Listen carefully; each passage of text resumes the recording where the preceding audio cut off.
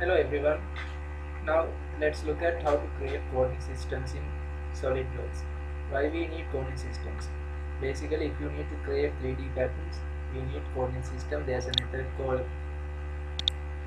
table-driven patterns. So under table-driven patterns, you need this coordinate system.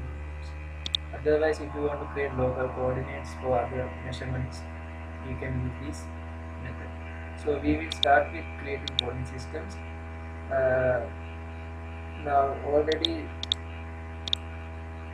if you want to create a coordinate system local to this point, you can just select this point like this.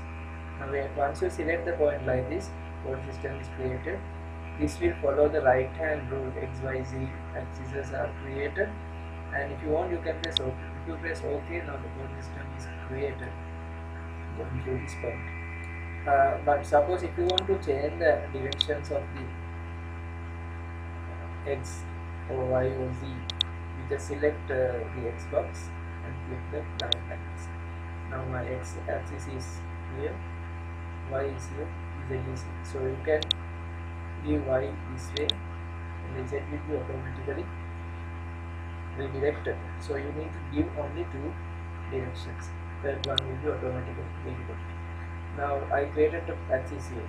Now if I want to create a coordinate system here, this point can be used. Now that's why we need to learn the point theory. So the point theory and the point systems are going hand to hand. So if you just select the point here, so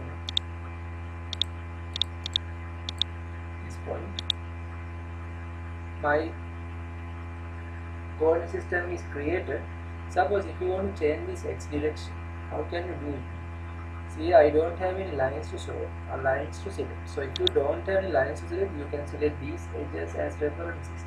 Now x-axis can be selected in this direction. Now x is created along this edge.